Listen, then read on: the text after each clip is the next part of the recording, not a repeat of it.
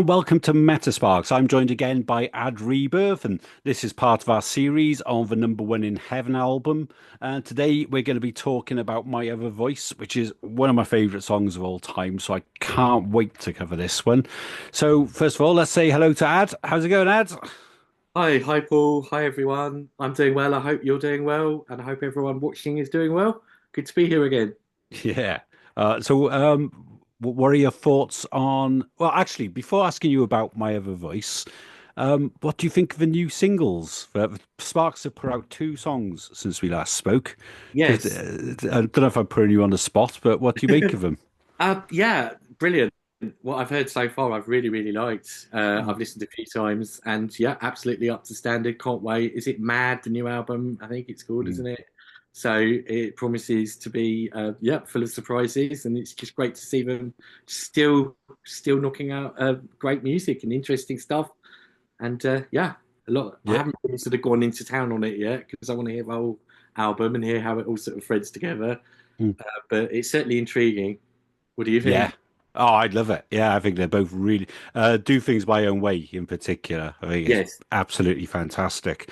And with the whole like searching for meta things in the lyrics. You don't get that much more meta than saying that we do things our own way. It feels like a nice follow up for it doesn't have to be that way. Yeah. It thematically it reminds me a lot of that. So Well, it all and yeah, then do I sing my way, of course. So yeah, long, y- long old trope been running on this. Yeah. yeah, yeah, exactly. It feels like those three songs like triangulate with each other, don't they? So Yeah. yeah. My Other Voice. What do you make of My Other Voice? Well, we've got a lot to discuss. I think we almost got 2 hours out of Beat the Clock. It's song number 5 on the album, and I think we're going to really go to town on this one. So, as always, I'm really interested to hear what you think and what everyone thinks, and see what we can make of this one. It's certainly a peculiar song. I think. I think everyone would agree that it's a very odd, unique, and unusual song, even by Spark standards. Yeah. And in some ways, it's maybe the oddest song on the album. I don't know how you quantify oddness, but there's a lot that we can go through that's yeah, not cookie cutter, let's say, Yeah. average in lots of different ways. So yeah, I think that's the first thing I'll say about this. This is the song for people who've got more kind of out there and odd tastes, I think. But that said, it's lush and it's beautiful and it's melodic and it's emotional and it's got all the things that make great music anyway. And I think that's one of the things that we'll find about this song is it's a combination of beauty and weirdness. And I think that's something we Mm. can look at. That's a great way of putting it. I've been trying to find the words to describe it. I've been listening to it all morning, and yeah, you're right. It's odd and it's quite sinister, but it Yes. also sounds like positive and like quite like glorious in some cases, in some places rather. Yeah, it's one of my favorite songs of all time. I think it's absolutely incredible. So with that, shall we give the introduction a listen? Okay, sure.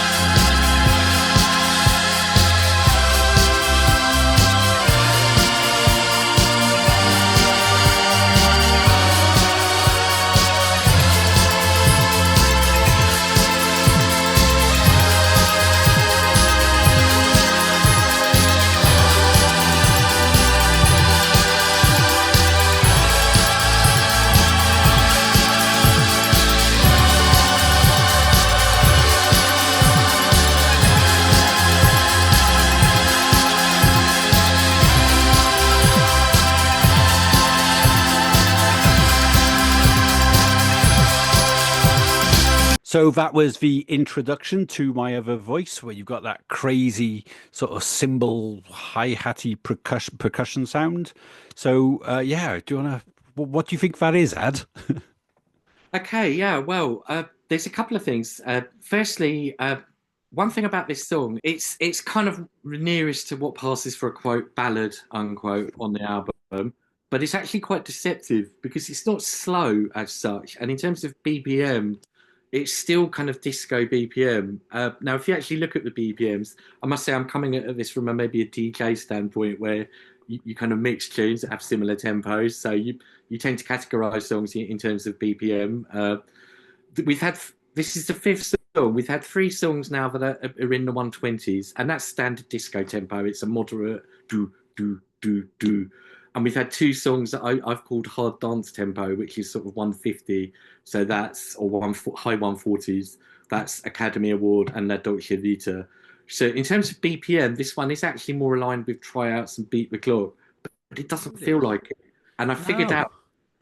I figured out why preparing for this, and that's why I love doing these because it really makes me consider aspects. And get this, Paul, it's the first song we've had so far, I think, and I think I could be wrong, but it's not based on arpeggiators.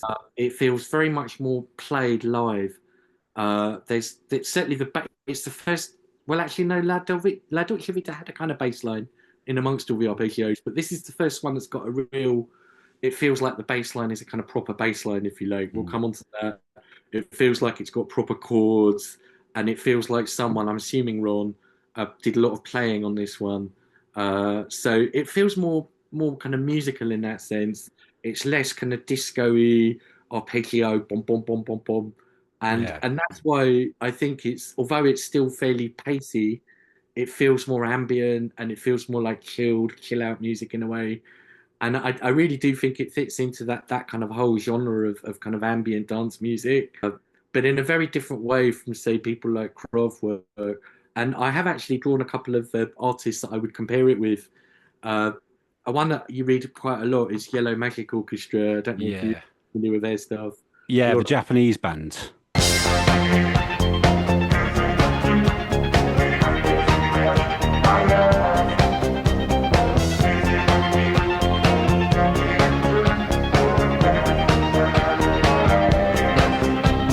That's right. Ryoko Sakamoto and various people whose names I can't pronounce. But yeah, really similar kind of late 70s avant-garde.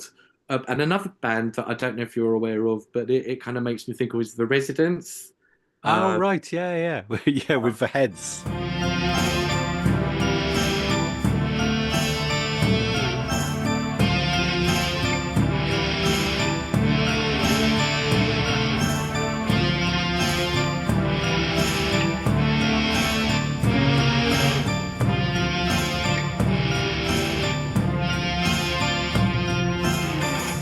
That's With the right. Yeah, the big eyeball eyeball.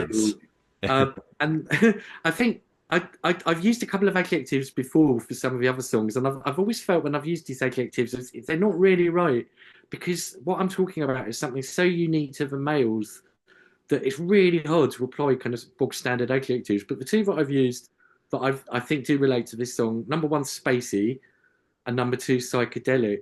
Hmm. But the way I the way what I mean is by non-standard is I don't mean space in terms of sort of rockets and spaceships, and I don't mean psychedelic in terms of drugs. What I mean when I put those two words together is what I call inner space, Hmm. i.e., not outer space, not sort of traveling around the universe, but the space inside the mind. And I think Hmm. that's where this song resides, and that's why I link to things like The Residents. It's kind of psychological. It's all about kind of Jungian shadows and a really unlikely song to compare it to. But when I explain why, I think you'll understand what I mean. Is Upstairs of all things. Oh, Uh, okay. but Yeah. Upstairs is all about the mind as well, and it's all about what goes on inside the mind. But whereas Upstairs is very fun, kind of up tempo, upbeat song, all about the mind being full of creative ideas and strange ideas, and it's a sort of celebration of the mind. This one Yeah. is very dark and sinister, and it's kind of unnerving, and it's about the dark recesses of the mind. Hmm. So I think that's the reason I'm sort of starting with all stuff. Is I think this is placing the mood of the song in this sort of dark psychological place inside the mind. So it's spacey and it's kind of ambient, and sort of psychedelic, but all within the context of the psyche, if you like, and Yeah. Jungian shadows, the other voice, subconscious. That's the realm in which his song inhabits, I think. Hmm. Yeah, no, I agree. I think it's yeah, it is dark and sinister, and people can only imagine the dark things going on in Ron Mail's head, I'm sure. But yeah, it's a really interesting comparison to Upstairs. I Okay, think yeah. a lot of songs by Sparks make sense in that context. If you imagine him sat at home on his piano working on these songs, and they can kind of be about the creative process itself. Yes. It is taking the challenges that Ron Mail sets for himself, for himself, he turns into these stories that he then presents as Spark songs. I don't know how much sense that makes, but No, it does. Yeah, it absolutely does. cool. And I think with this one as well, I mean, this really, a lot of stuff that you've been saying in the last three songs or four songs is now coming to a head with this in the Mm. idea of subverting disco, because, and, bringing in these sort of dark themes and things like death into disco. I think because, if you think my kind of trope here is that I'm assuming they recorded these songs vaguely in the order that we hear them. Yeah. So my feeling is that they've recorded what's probably the big hit now with Beat the Clock. They're kind of on the home turf now. They've got two more songs to go. Now is the time to do the subversion, if you like. Now Yeah. is the time to really and to sort of play with disco. And I was thinking about this is something else. This is a bit of a tangent, but see what you think, people. Have you heard of something called the Barnum effect in Mm. psychology? No. Barnum statement. Okay, Right. Derek Brown, if people are familiar with him, he's talked about this. What the Barnum effect is basically it's the capacity for human beings to read a very vague or non-specific statement and to think it applies to you personally. Now, a really Oh, good okay. example would be like a horoscope. And a really well constructed Barnum statement is one that really you read it or you hear it and you think, wow, that's me, that is. But of Mm. course, it's not, it's just a general. And so, what they've done tests where they've shown 10 people different personality analysis. And a really good Barnum statement has a lot of kind of contradictions, such as, uh, you're a very placid person, but sometimes when you see injustice, you get very angry. Ah, okay. So, for example, you're so independent that that's going to change real soon. But it's a really good pop lyric. It's like a Barnum statement. It's a very general kind of statement that people can hear and relate to, and particularly with disco music. And I was thinking of some songs earlier that disco. If you think of disco lyrics, how are you going to hear them? You're going to hear them on a crowded dance floor. You're not really going to be concentrating on the lyrics. You're not going to be listening out for Yeah. the lyrics. So they've got to kind of cut through. And if you think of all the best disco songs, they're very broad statements that anyone hearing will kind of relate to and think they relate to them. And I was thinking of things like "He's the Greatest Dancer" by Sister Sledge. I don't know if that's based on a real song, but every man in the disco is going to hear that and they're going to want to be the greatest dancer. All the things Yeah. like "Get Down on It" or "Boogie Tonight," they're very broad statements. Mm. And so, what I feel with this subversion is that I feel this song's kind of a Barnum statement. I feel everyone listening to it can relate to it and can hear something in it that they'll personally relate to. And, and I think that's really clever songwriting. Mm. Now, most of the time with disco, like the Barnum statements are very positive and very kind of, oh, everybody get down, you know. Uh, and but in this case, it's dark and it's twisted, and you do think, what's the point? Why are they doing something so unnerving? Yeah. And I don't really know, but it's certainly. Um, I've got some theories that I'm really excited to be talking about. I think every line in the song is really specific, and one of the things that I try to get across in our conversations here and in the videos I make myself is that every Spark song by design says more than one thing at the same yeah, time, and the layers in this song, the way it relates to all of the songs around it absolutely blows my mind. So I'll uh, talk about that a little bit yeah, later after the introduction. But I've been really excited about this one because, okay, yeah, yeah, one thing one thing with the introduction to this, it starts off sounding really small, like, just like a hi-hat sound. It sounds like they've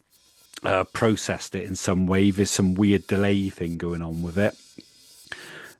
And if you contrast that with how big the song gets, how grandiose the song gets, just at the end of the bit we just played there, in that 2 minutes, it goes from being like tiny to almost like the start of the show. It's really grand. It's if you think about it, with those chords, if the song just started with those chords, with that choir sound, it would start out sounding like an epic song. Yeah. But it kind of creeps in, so it's almost like the whole thing expands out, and you get similar effects on a few of the songs. Like "Trials for the Human Race" starts out as like a bobbly thing in space, and then ends up being multi-layered. Yeah. Everything coming at you. I think La Dolce Vita as well. I think that's got a similar thing where it, it starts off with these small sounds, and then the whole thing, like the whole picture reveals itself as all the volume faders are put up. Well, it's And the foreplay that was missing from Beat the Clock, isn't it? yeah, exactly. Yeah, that's true. That's a good way of putting it. This introduction goes on for about like 3 minutes in total, and I think we've played 2 minutes of it so far. But it really does sound to me like the curtains are opening or something. It sounds like it's the start of something, and it made me think differently about the end of Beat the Clock, because in the last video we were talking about how at the end of Beat the Clock, the arpeggiators start going and basically playing tryouts for the human race, including the syndromes. So you've got two elements of tryouts for the human race, which land at the end of Beat the Clock. And I was thinking, okay, well, maybe that's the end of the first part of the album. Beat the Clock is track 1 on side 2. Hmm. But conceptually, all of the songs that we've discussed so far, for every single one of them, I've talked about the same things, how these words can relate to Sparks corrupting disco music, Mm. like for the reasons why they're doing it. And I've had examples of that on every song so far. But here, this is the start of a new section. So that's where I hear when it's like I said, it starts off sounding tiny, but by the end, it sounds like the curtains are opening, and it sounds um, like this epic introduction.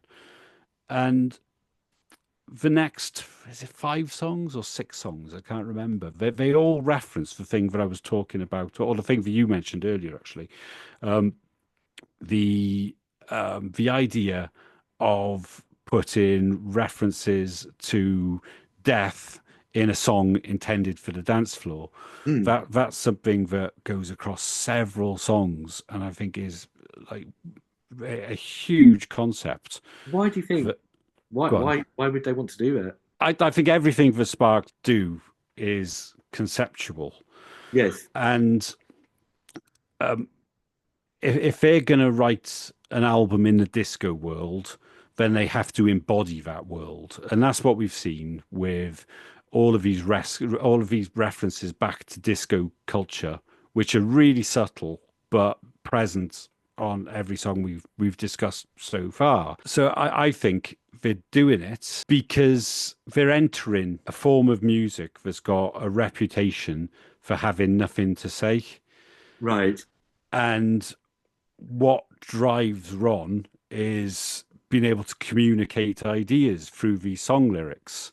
Yes. So what I think he's doing is taking this idea of this genre that has got a reputation for being trite and Yes. dumb, and putting something meaningful that can actually affect the real world into these words. So what I mean by that is, in my Kimono My House video, I make the case that most of the songs on side B, all of the songs on side B, they're basically dissing Martin Gordon, the bassist, for they were going to Oh, really? fire.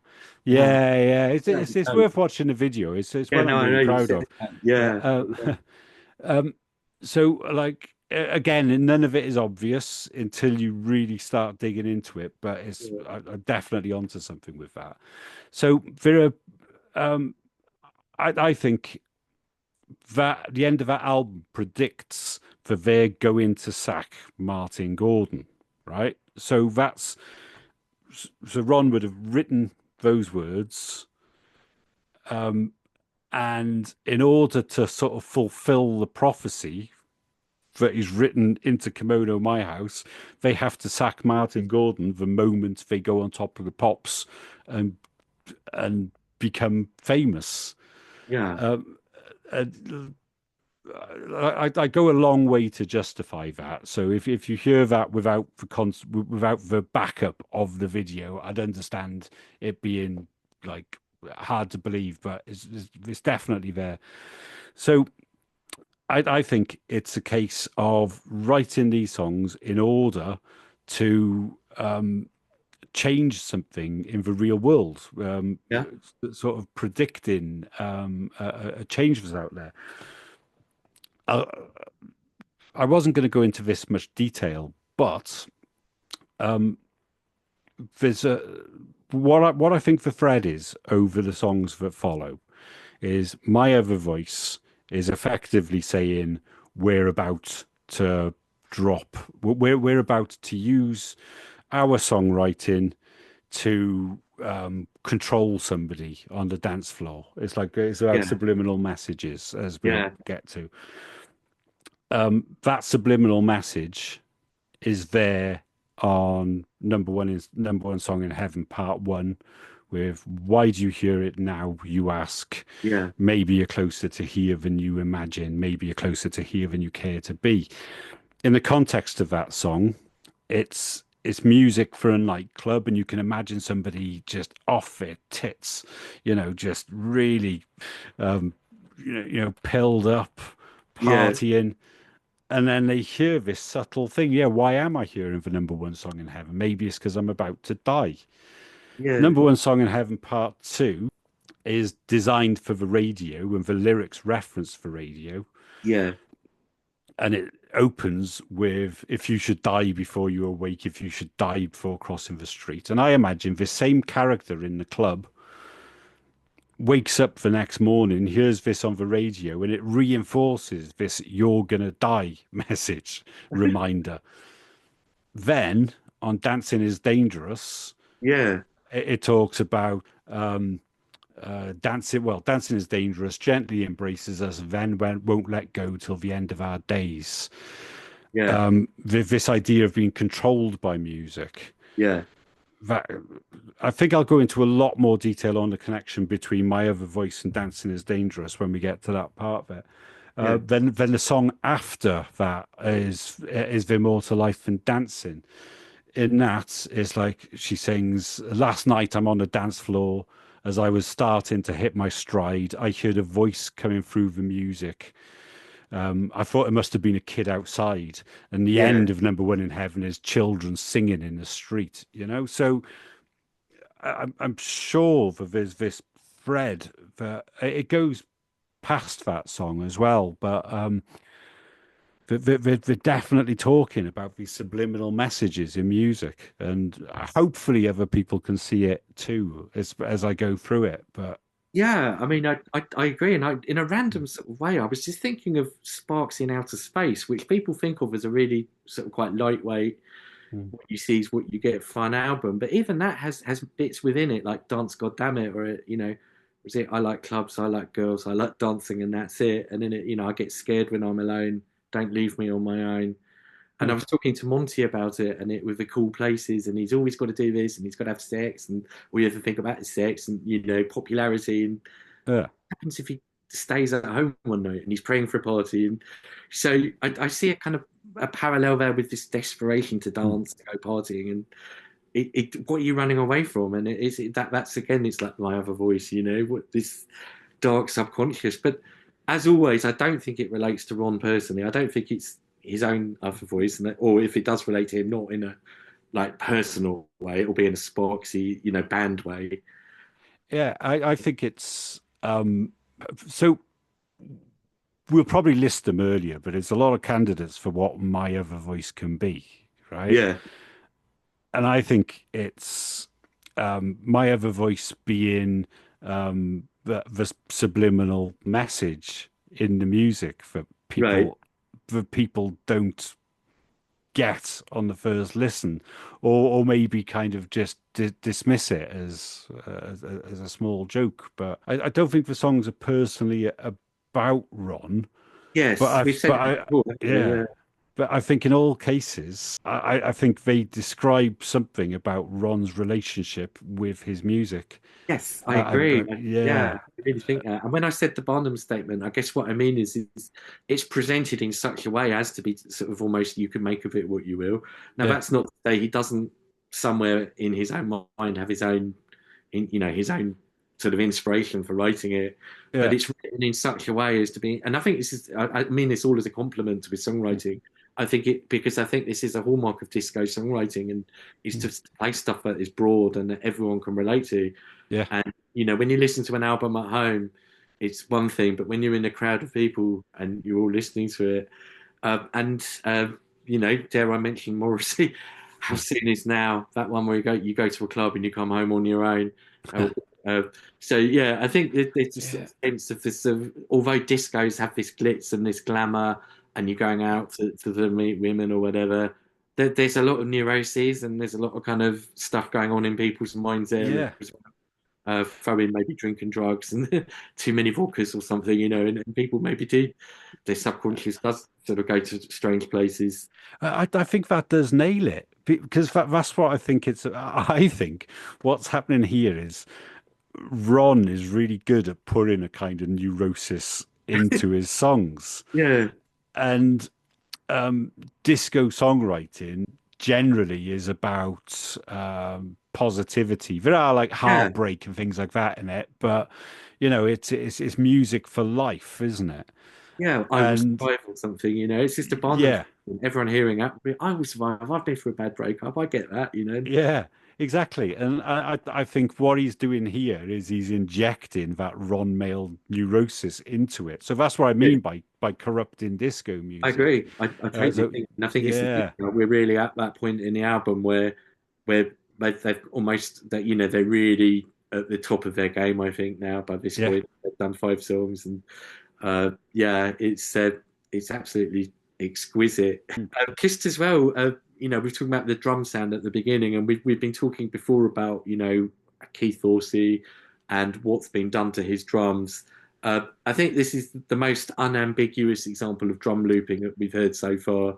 yeah, Everything before has it been looped? Has it been played live? Has it been overdubbed? And it's quite hard to tell, which is tribute to how well it's done, that you can't immediately tell. But mm, this is the first case where, unless he's got some time machine and can play things backwards, it's literally been manipulated. It's obviously been manipulated. There's no pretense to that.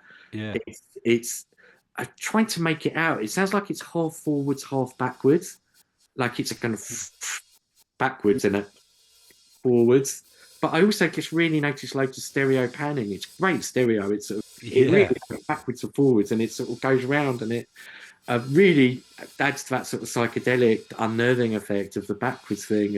mm, In fact, this is a really weird thing. There was a guy, and this is pseudoscience. It's not. There's no scientific background behind this whatsoever. There was a guy called David Oates, and he came up with this idea called reverse speech technology, and mm. he said that if you played normal speeches backwards, you could hear people's subconscious thoughts. And he's analysed all these speeches of people like Obama and Bill Clinton, and he reckons if you play them backwards, but he's really serious on it, and it just makes me think of this song because yeah, I mean, if you put stuff backwards in, and this goes back to the Beatles and backmasking. There's another song. Do you know "Blue Jay Way" by the Beatles, a George Harrison song? Oh, I don't actually know. It's kind of got a similar vibe to this. It's Mm, worth listening to. It's very got that kind of inner paranoia thing again. It's got back bits of backmasking in the drum sounds. mm. I think backwards stuff always adds an element of weirdness to music, and Yeah, the fact is, it's not dominant here. It's just the kind of bedrock of the song. It's like you say, everything starts with those cymbals. Everything's built on that. So when you've got that as the kind of kernel of the song, the sort of half backwards, half forwards manipulated sound, everything on top of that is going to sound weird. Mm. You know, Yeah. with the whole beat is so kind of unusual, and on top of those cymbals, just listening now, there's 30 seconds of just cymbals. That's it, literally for 30 seconds. Yeah. About 30 seconds when the other beat starts to kind of fade in, Mm. and that is it's kind of a disco beat still. It's still got the four on the four.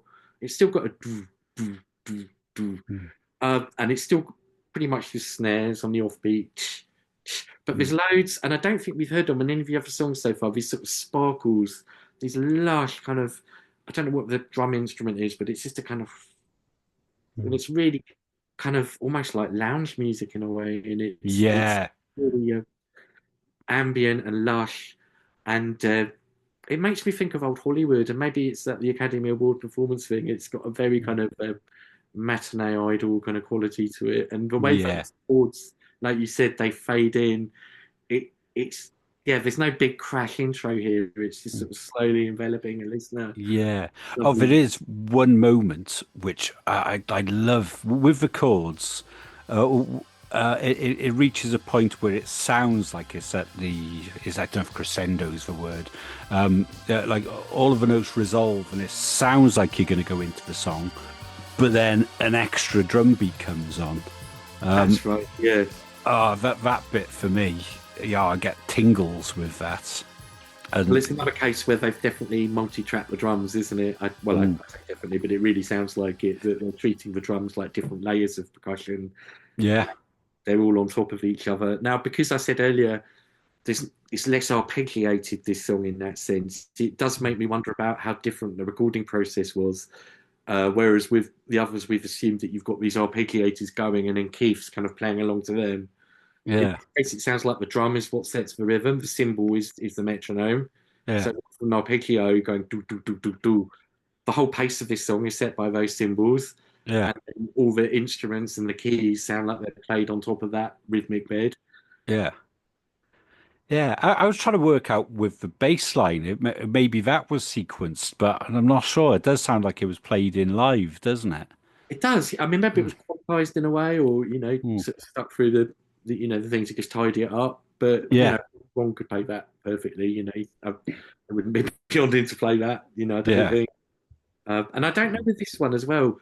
I seem to recall that Giorgio Moroder is like first on the credits for this one, though. So I do wonder if he's a bit more involved in some ways. But then it does feel more Sparksy, so it's a really tricky one. It feels like it's nothing they couldn't have done themselves musically on any of their albums. Yeah, yeah. I think I need to listen to more Giorgio Moroder in order to sort of. I mean, obviously, the production and the sounds is 100% his world. Mm. The melodies and the song ideas.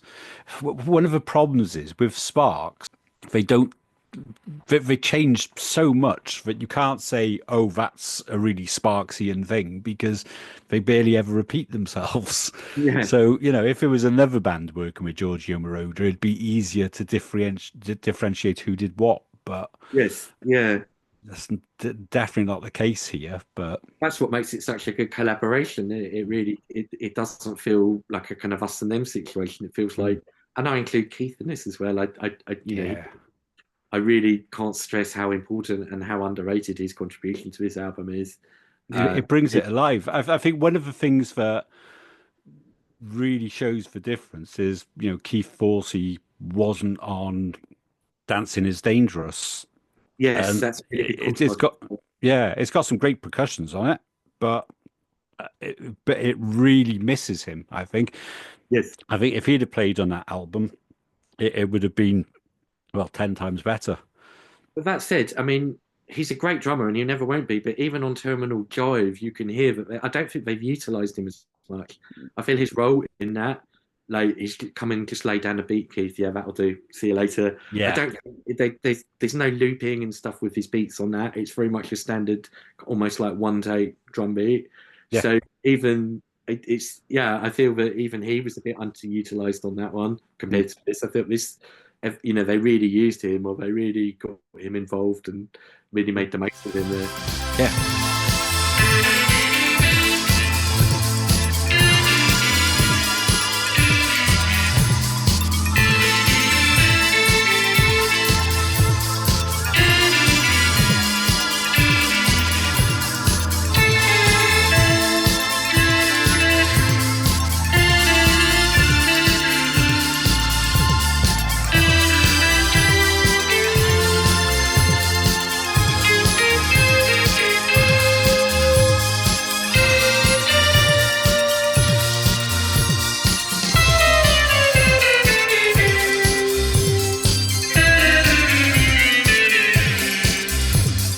Yeah, so that's the second part of the introduction. So this song has got a really long introduction, hasn't it? Which we've said on previous episodes is really unsparks to have these long instrumental sections. And this song, the structure is bonkers compared to your usual Sparks song. We've talked on other videos about how they're playing with pop structures. Yes, But so far, they've all been like variations on the, verse, chorus.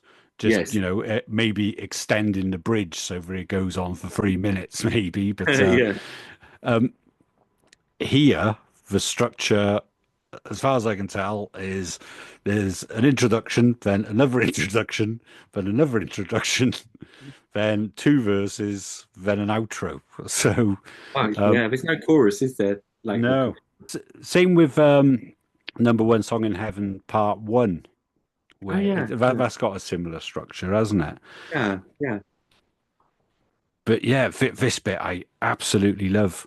Um, I was going to say, one of the things with these videos is, we cut the songs up into small sections, and sometimes it feels bad because the way the songs flow is so important, and the Yeah, flow on this song is immaculate as far as I'm concerned. yes. So it feels bad getting to this point where it's about to open up into something new, and I'm like, stop Yeah, and listen I to know us what you banging mean. on about it for 20 minutes.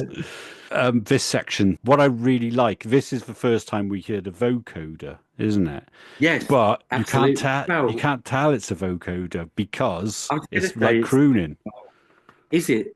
Because I was wondering at the very beginning of tryouts, we didn't consider that at the time, but could that be a vocoder? Oh yeah, I think it is. Yeah, Yeah, I think it's the same vocoder, and they're using it to just sort of open up the vowel sounds. For people that don't know, maybe we should say what a vocoder is. So, okay, yeah. or people might just generally know it's a robot voice. So basically, it's a robot voice, but the way it works is you've got the synthesizer makes all of the sound, and the voice is used. I think it controls like the filter or something like that. So the sounds that you make with your voice are imposed onto this carrier signal that the synthesizer is making. Right. And yeah, I think right at the start of the album, they're using it just to sort of go, wow, like Yeah. that. Yeah. That's the impression I get. Here, they're using it almost like a crooner. It's almost like you can imagine like Russell wandering around the stage singing it live. Do do do do do, boo do do do. It sounds like somebody singing, but you'd probably it was years before I noticed that this part was a vocoder as well. I always assumed it was just a standard synthesizer part. But yeah, it sounds like, Russell Well, it's singing all a in the mix, melody. isn't it? So what's great about this song is that everything, like you said, everything kind of blurs. To use an expression, it's maybe not that well defined, but in a good way. In that it's hazy and it's blurry and things fade in and fade out, and you're not quite sure where one thing stops and one thing starts. So like with different layers of beats, and some of it's backwards, and then some of it is maybe played live, some of it maybe arpeggiated one way or another, not like a normal do do do, but it still could be programmed one way. Yeah. And then the vocoder, it just blurs the boundaries between voice and keyboard. And as I understand it, you can just talk into a vocoder like I could be talking now. But if I'm playing the keyboard while I'm talking, the notes that I play will be what my voice does. So if I play keys like that, my voice will talk like that. And Yeah. it has that robotic kind of thing. And we were talking about with Beat the Clock, and maybe even to a certain extent with tryouts with the syndromes, how we really feel that the lyrics are kind of inspired by what they're doing Mm. musically as well. So there's a real synergy between what he's writing about and the sounds. My other voice, literally, is probably inspired by the vocoder. This is Mm. something to write a song about, and yeah, Yeah, it just I think they're definitely tied, aren't they? It yeah, makes sense because we're literally hearing another voice on yes, Russell. So yeah, yeah. I think that makes a lot of sense. But also, whereas maybe the vocoder might have been just at the very beginning of tryouts, or periodically through it, it takes center stage here, isn't it? It's almost like the Mm. lead instrument, even the Yeah, lead, well, partly lead vocal, half if it's a duet in a way yeah, between two voices. So you've got Russell's one half of a duet, and the vocoder voice is the other. But it's definitely center stage, and it's a vocoder song. I mean, there's a few good ones dotted around. I'm sure people can come up with some really good ideas. One of my favourites is "Oh Superman" by Laurie Anderson, if you know that. yeah.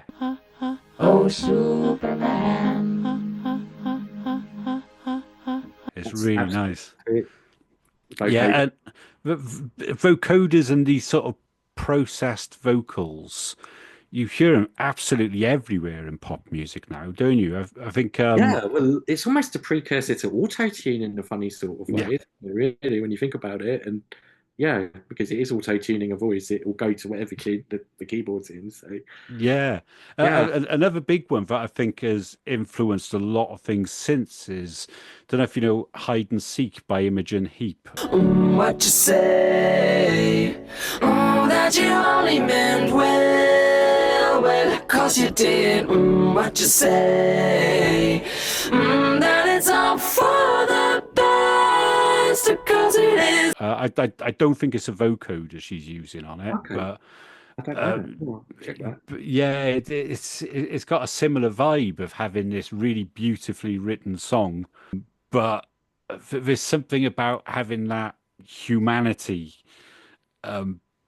like captured in this electronic voice that's really beautiful and it's so contemporary. It's Yeah. all over pop music now, and I'm not saying necessarily that Sparks deserve any credit for inventing that, but yeah, it's a definite sign of the future of pop music and their understanding of pop music, I Absolutely, think. it's very prescient, and yeah, it's definitely ahead of the curve. Or Mm, it's one of those things from the '70s, maybe.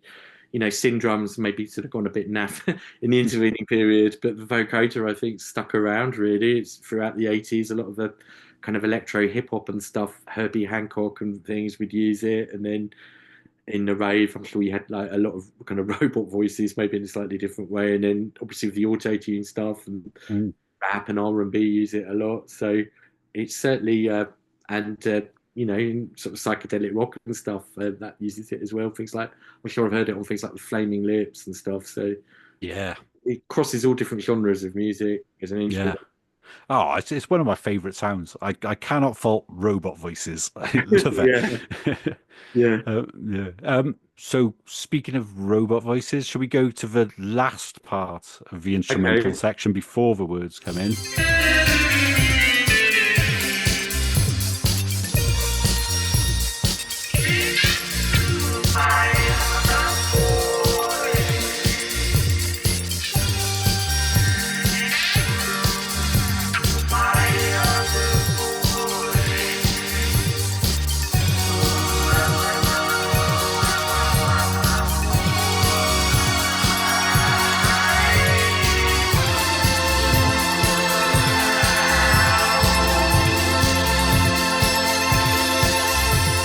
Okay, so yeah, I mean, basically, this chord sequence and the whole mood of this piece, it's really difficult to describe because it's so unique. And over this sort of trippy drum cymbal bed, you've got something that's really reminiscent to me, and I don't really know why, but just mood-wise of old movies and Hollywood, and it seems to be bringing back that kind of Academy Award performance, Hollywood, Oscars kind of vibe. It Mm. feels red carpety, and it feels like you're in a very luxuriant kind of again La Dolce Vita. It's Mm. bringing all the elements of all the other songs together, but it's creating a whole new mood. It's like, yeah, it's definitely it's some kind of night spot, but not like a normal disco. I don't quite know what Yeah. is Well, very. I thought of it in terms of, you know, like early on in a nightclub or at the bar before you get to the nightclub, where you've got Yeah. music, where you've got music playing in the background. It Yes. kind of that's the vibe I get from it. That it's Yeah, like this definitely. Yeah. social setting. And with Yeah, that fading in, it's almost like you hear it, you're kind of walking into it. You know what I mean? It's you hear it maybe in the background, like you said, it's just very quiet, and as you walk into it, it comes louder and louder. And yeah. it's, There's something about the chords as well. You mentioned the chords they use. I don't Mm, even know. I'm not particularly musical, so I don't even know if these are major or minor chords. But there's this feeling. It's like this mixture of like sheer happiness and joy, but also you were saying about this weirdness. There's kind of like an anxiety there, or there's something just something unsettling about it. it's in the chord progression again. It's yeah. I mean, Mm. I'm not technically, theoretically minded enough to know exactly why, but I would say I don't think these are kind of basic chords. A lot of them, like C major, C minor. I mean, I think there might be sevenths and sustains. All that stuff. Proper musicians will know what I Yeah. mean. If you were to see the chords of this, I don't think they're just bog standard chords, or some Mm. might be. I think there's some really complicated ones there. And yeah, they're unexpected, aren't they? It's like, and Mm. he's done this a bit with Academy Award performance to a certain extent, where it just goes up when you think it's going to go down, it goes down when you think it's going to go up, but it kind of resolves itself back again, and Yeah. you keep thinking you're getting to the end of the chord progression, it's going to kind of then loop back, but then it just finds a few more notes, and it keeps extending it, and it just keeps going on and rolling on, and you think Yeah. it's going to go back, and then it eventually does. But yeah, we're what 3 minutes or so, and Yeah. It's about as beautiful as electronic music sounds, as far as I'm concerned. But absolutely, it's yeah, it's the layers of it and like the journey you've taken to get to that moment. I absolutely love it. yeah. Yeah, definitely, and it makes it all the more rewarding. And Mm. yeah, when Russell does come in, and it's yeah, because you just don't know what to expect, do you? Yeah, exactly. Um, One thing that this is the first instance of that theory I was talking about, where these songs, I think, are about this subliminal message affecting a dancer on the dance floor. I Hmm. think this is the first instance of it because you hear "Listen to My Other Voice." And if you Yes. take other voice as being a subliminal message, something that's not apparent on the surface, it's almost like hypnotism, as far as I'm concerned. Mhm. It's like saying, when you're being put under by a hypnotist, it'll be listen to the sound of my voice. Relax. Listen to the sound of my voice and relax. And it's got a similar Yeah. vibe there. And because it's sung through a vocoder, you may not even notice that there are even words here. It just sounds like Mhm. it's part of the music. So I take this as an instruction to the listener, to us, the audience, or because this is music for the dance floor, the audience being a dancer, saying, pay attention to what I'm about to say. And given that the Yeah. rest of the words are about using a voice to control, yeah, I just think it's sinister as hell. For my other voice, another fairly prominent theme in the way they present themselves is you've got Russell singing the words of Ron. So in that sense, it can be like another voice as well. I think of it in terms of there's a line in Number One Song in Heaven, Part Two, which is as loud as a crowd and as soft as a doubt, Mm, which I think ties to this whole thing of, basically the doubt can be one person on the dance floor who's just been reminded of their own mortality after hearing this song. And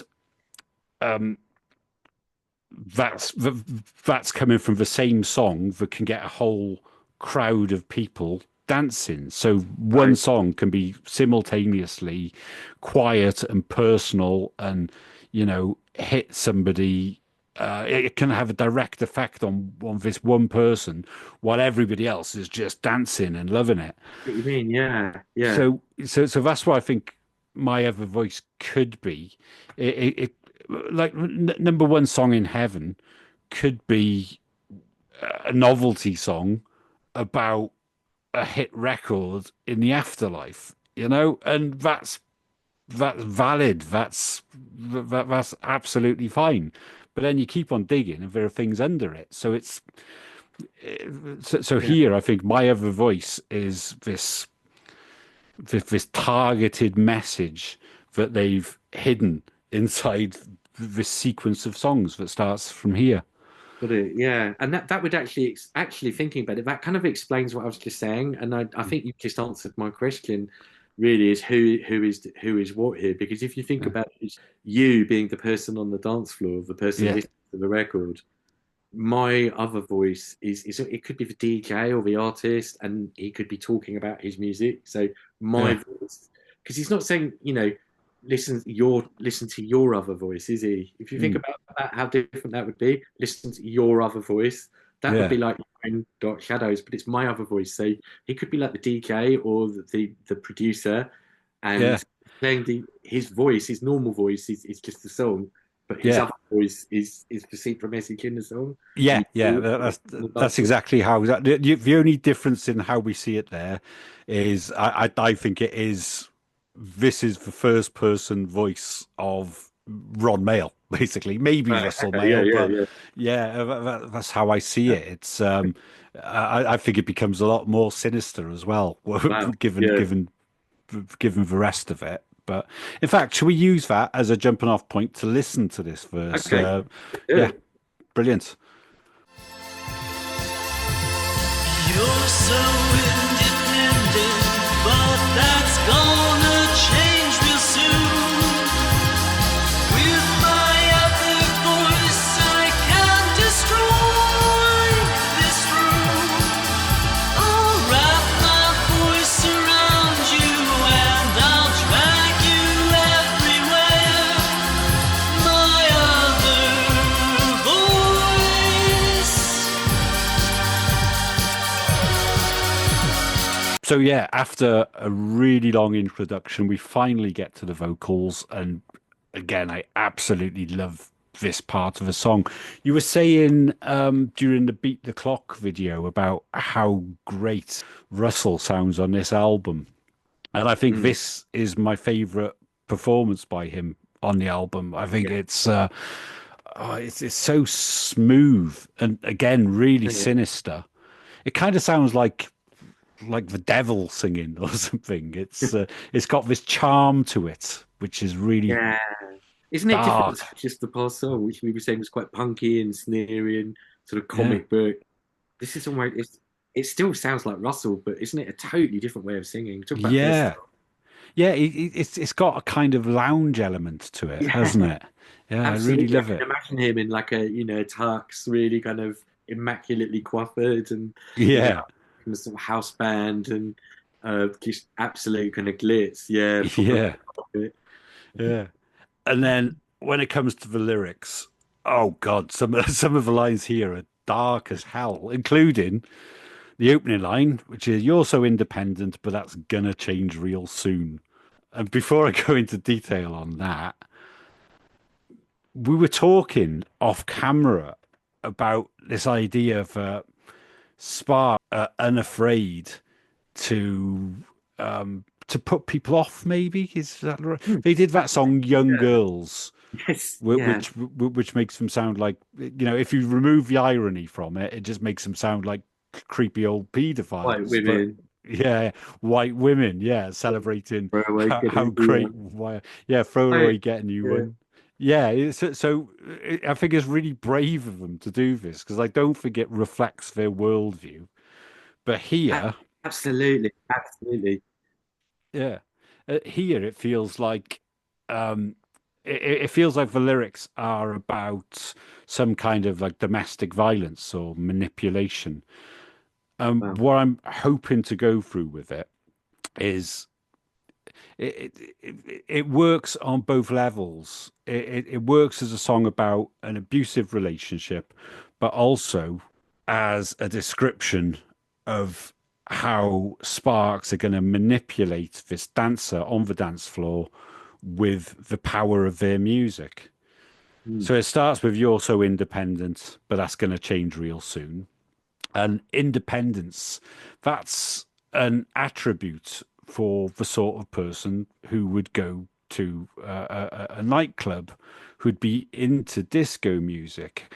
This, the strong, independent woman, basically, is who I think is aimed at. But basically, the reason I'm saying woman here is because I think it's picked up on the Noel album with Dancing is Dangerous, where they actually give the person they're talking to here, she becomes an actual character. But I'll get into that shortly.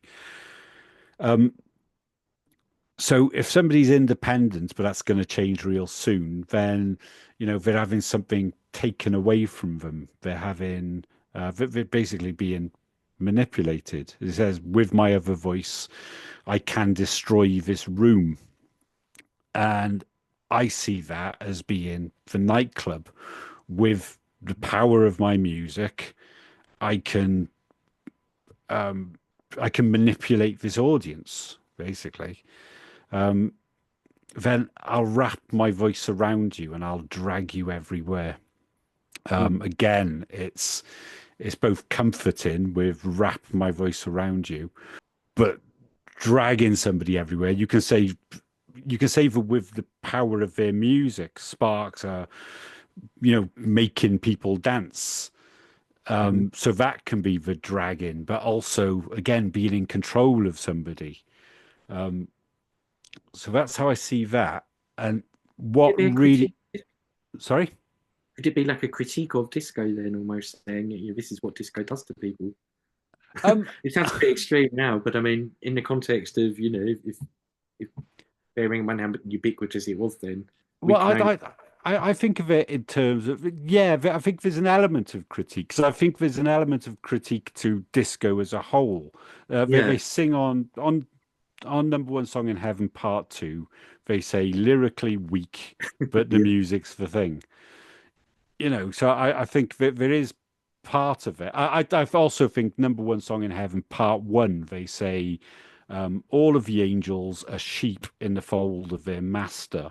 mm, I think um, angels is a word that you use for people who invest in the arts. You get angel investors. yeah, So all of the angels, so basically the people who buy the records are people who go on the dance floor. yeah, So all of these angels are sheep, so they just follow. Yeah.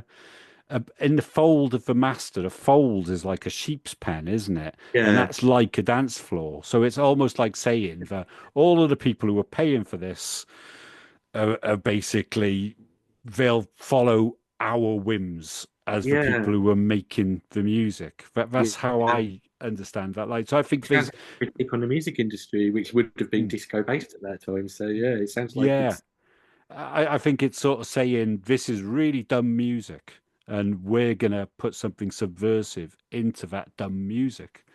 yeah, It's sort of playing with the reputation disco had at the time. This was, I think this was after Disco Sucks, wasn't it? After the Disco Sucks movement, I well, believe. no, it's actually. I think it was recorded before because I was talking when I did the thing with Monty and Christian. We were talking about that, and I was actually saying I think it was very prescient of that, and I think I was talking about. I think they saw what was happening with disco at this time. They Mm, realised it was sustainable. They saw that this thing was getting to the point where it was going to absolutely die, explode. And I think Disco Sucks is kind of the embodiment of what they're talking about. And I Yeah. think we're probably about a year or 6 months ahead of this. And I think I was talking about it, the number one song in heaven being like the death of disco, but the rebirth of this new electronic dance music, Yeah. which would then be synth pop or 80s stuff. So, and yeah, I mean, this all ties in with, you think you're independent, it's going to change real soon. Impending change, the calm before the storm, maybe. Yeah. Something's going to change. So there's definitely this sense of, what's the word? Impending. Yeah. Foreboding. That's the word. Foreboding. Yeah. Edit that in. I foreboding. I completely agree with that sense of foreboding. It says, when it says that's going to change real soon, I think that's saying really soon, like the next song, because that's when they're dropping this. That's when they're playing this practical joke on their own audience or their new audience of clubbers. Can I just say as well, there are some really great parallels between these verses in My Other Voice and the opening song of the Noel album on the song Dancing is Dangerous. We'll never see daylight again. Once started, it's on till the end. We've tried, but we can't break away as we dance, dance to the music, dancing, dancing, dance, dance to the music, dancing, dancing. First step, you forget where you are.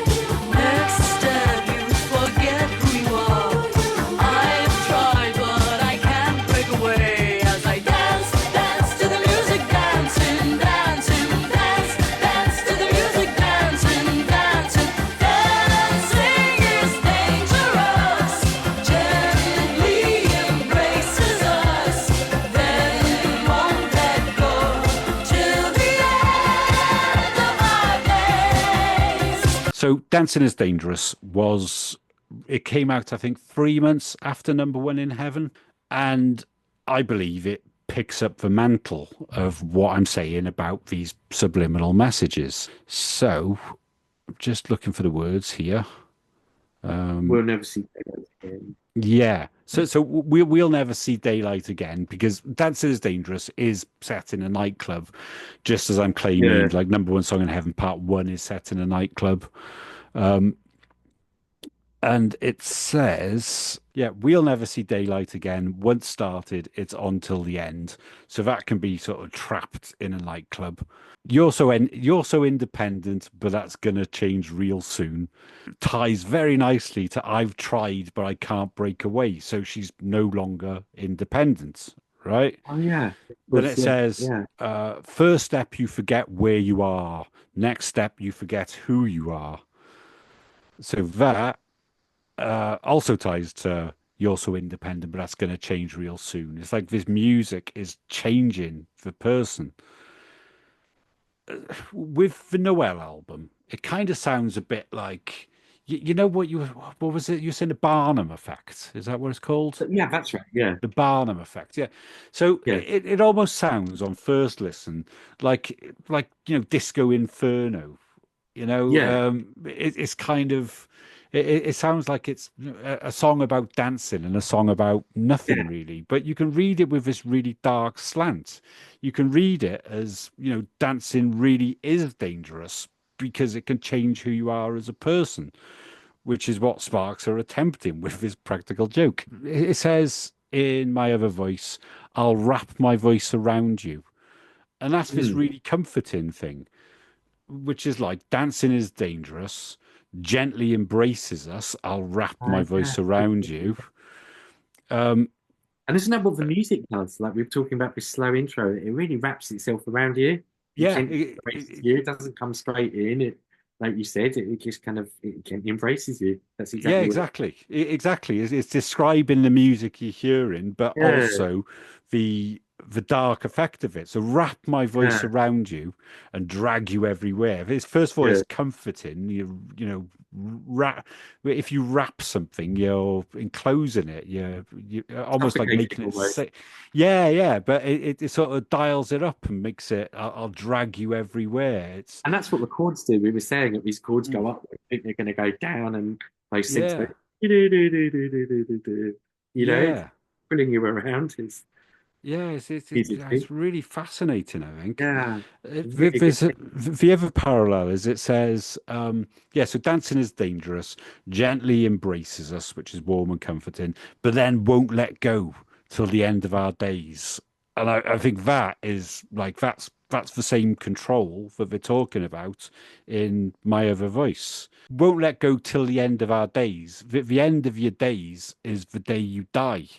So this is the third song in a row that's got a reference to dying in a Yeah, song that's intended for the dance floor. One other thing I was going to say, both songs work really well as being about the power of music and how that power of music can be used for good things like the escapism that you get with a great dance floor song, yeah, but also the power of music to stitch somebody up, to change how to to to to change something about them. And yeah, yeah, the idea of putting this dark message into a pop song, which is an earworm, which will stay in your head, and that's something that will come on to in the next verse.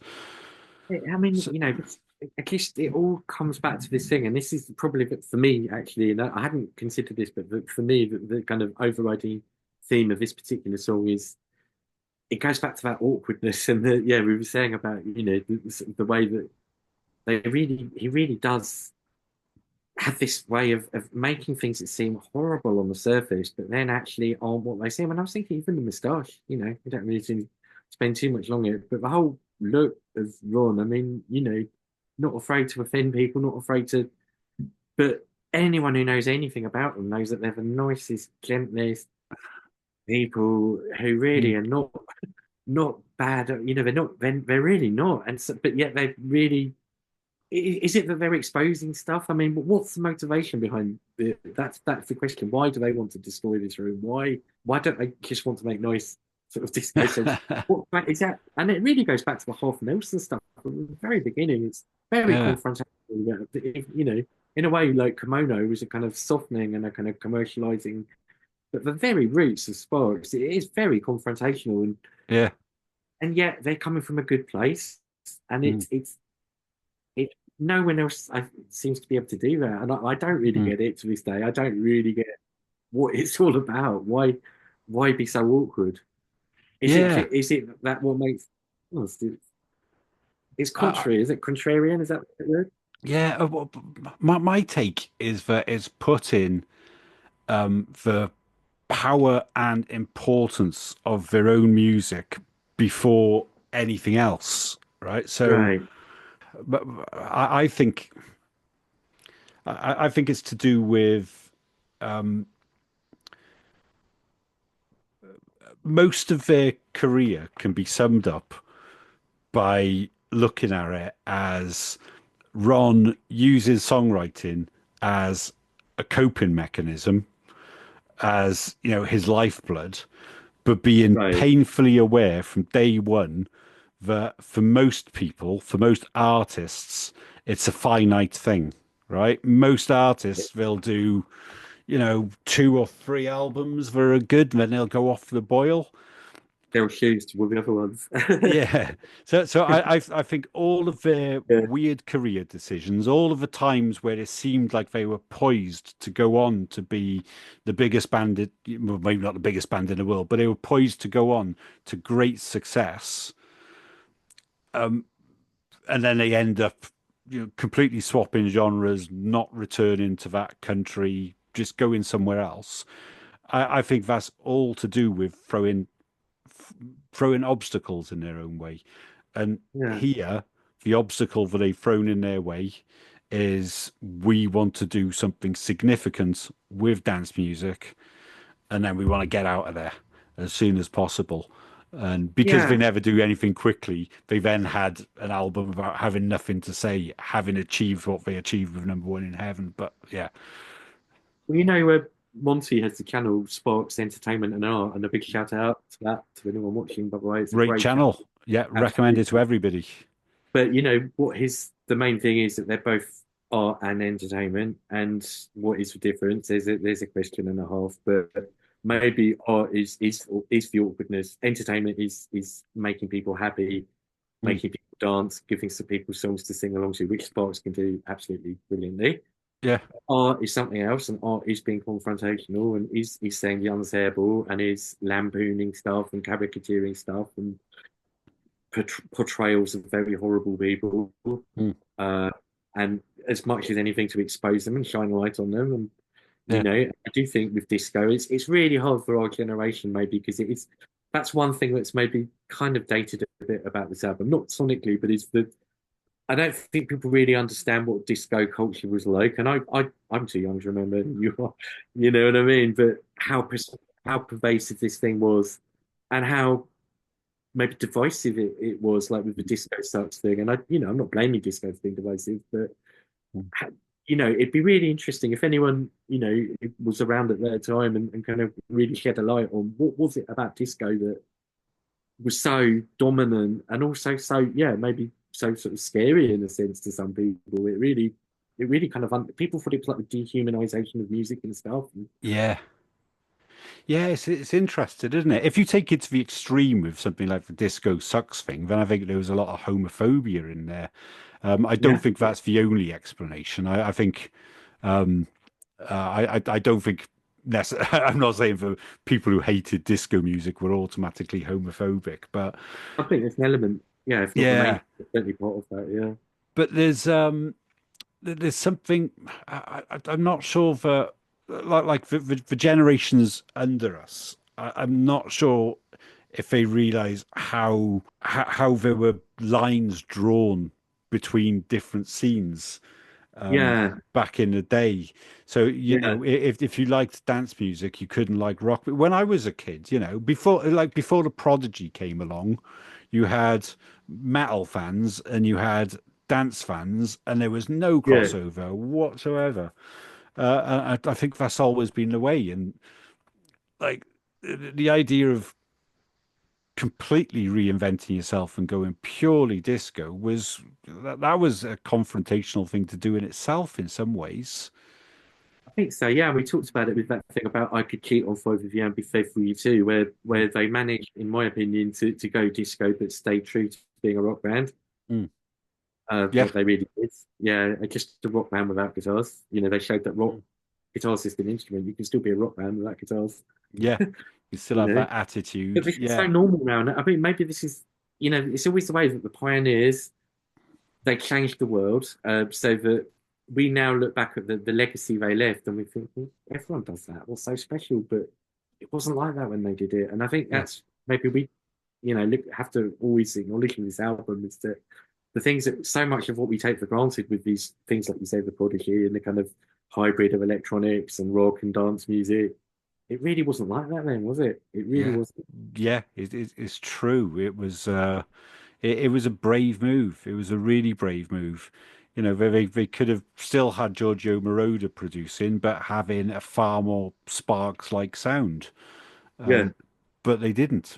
They they dove right in and committed 100%. And it's hard these days to see that as being as radical a step as it was, I think. So yeah, completely agree. Completely cool. agree.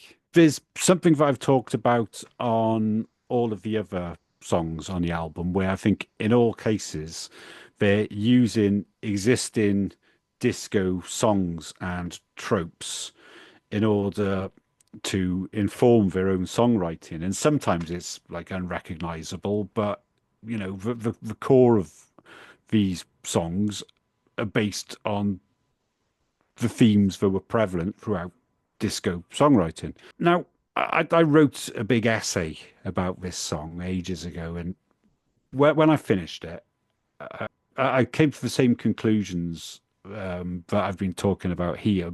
But after I published it, I found this really nice connection because when I first got this album, when you're listening to a piece of music and you hear a snatch of melody that sounds like another song, and your head carries on, your head continues and sort of fills in the blank with a different song. But what Yeah. I always heard on this song is when Russell sings, "You're so independent."